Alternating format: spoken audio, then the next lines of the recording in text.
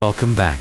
Today's episode is a special curation of 5 fan-favorite stories, each tethered to a disturbing photograph that captures a moment right before, during a tragedy. These stories have been completely re-edited and reimagined to heighten the suspense. So even if you think you know them, the experience will feel brand new.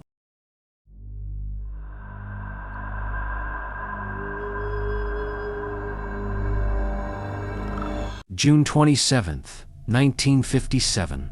2 men, Kurt Demberger and Herman Bull, were attempting to break a world record on Chogolisa in northern Pakistan. They were climbing without Sherpas, without guides, and most critically without oxygen. For them, the risk was the point. The weather forecast had been perfect, but at 4 miles up, the sky doesn't always follow the rules. Kurt looked south and saw a dark, heavy cloud. At sea level, it's a storm. At 25,000 feet, it's a death sentence. They were 1,000 feet from the summit. Instead of turning back, they chose to sprint. But as they reached the final 500 feet, the world vanished. They were literally inside the cloud. Whiteout, Herman screamed, "We have to turn back." As they descended, following their own tracks, the ground began to vibrate. Suddenly, Kurt felt that sickening drop in his stomach, an avalanche. He instinctively leaped to his right, falling 30 feet through the void. Kurt survived the fall, but Herman was gone. When the air cleared, Kurt looked back up the ridge. The photo you see now tells the story. One set of tracks veers sharply to the right, Kurt's leap, while the other set continues, straight directly off the edge of a newly formed cliff. Herman's body was never found. Story 2. The Sacred Predator. In 2014, Maksud Khan became obsessed with tigers. It wasn't just admiration, it was a dark fascination with their status as untamable killing machines. He told stories of tigers killing their trainers with a sense of awe, as if the violence was a form of purity. Maksud lost his job and spent his days lying to his family, claiming he was job hunting while actually spending his last coins at the deli. So, on September 23rd, he stood before the White Tiger exhibit, separated by a fence and a 15-foot drop into a moat. For reasons only he knew, Maksud climbed over the safety fence. The guards screamed, the crowd panicked, and then he fell. The 15-foot drop landed him directly in the tiger's territory. The tiger, initially curious, approached the huddled young man. For 10 minutes. They sat in a terrifying stalemate. But the crowd above began throwing rocks and screaming, hoping to scare the tiger. Instead, they agitated it. The tiger snapped. It clamped its jaws onto Maksud's neck and dragged him into the brush. This photo, taken moments before the attack, shows Maksud praying face to face with his obsession. By the time tranquilizers arrived, it was over. Story 3. The Throat of the Earth. November 2009. John Jones, a 26-year-old medical student, went spelunking with his family at Nutty Putty Cave in Utah.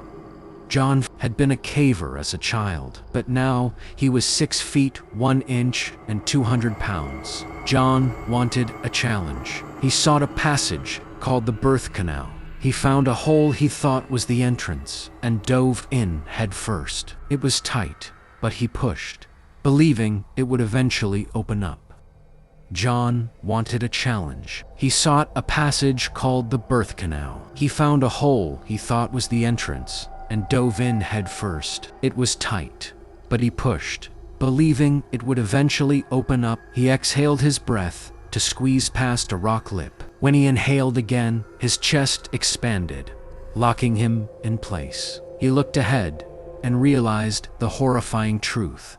The passage didn't open up. It was a dead end, and he was upside down. Gravity is a cruel enemy when you're inverted. Blood began to pool in John's head. His heart struggled to pump against the weight. Rescuers arrived, but the passage was so narrow they could barely reach him. For 27 hours, rescuers tried a pulley system. It failed. When the rock anchors shattered. John became unresponsive. The cave was eventually sealed with cement, leaving John's body inside forever. This photo shows him entering the cave, smiling, unaware. He was walking into his own tomb. Story 4. The Predator in the App. Samantha Josephson was a brilliant senior at the University of South Carolina, destined for a career in international law. Her mentors compared her to the best in the world. She had everything to live for. After a night of celebrating her law school acceptance, Samantha got separated from her friends. She called a rideshare and waited on the curb. A black sedan pulled up. She hopped in, assuming it was her Uber. The driver, Nathaniel Rowland, wasn't an Uber driver. He was a predator prowling for a victim. As soon as Samantha closed the door, the child locks ensured she could never open it from the inside. Nathaniel drove her far from the campus. We don't know what she said when she realized the route was wrong. We only know the outcome. He drove her to a forest and stabbed her 120 times. Hours later, Nathaniel was on Facebook. posting normal updates, as if he hadn't just committed a monstrosity. He was arrested within 24 hours. This final photo shows Samantha stepping into that black car the last time she was ever seen alive. Story 5. The Hunter's Badge. December 29th, 1986.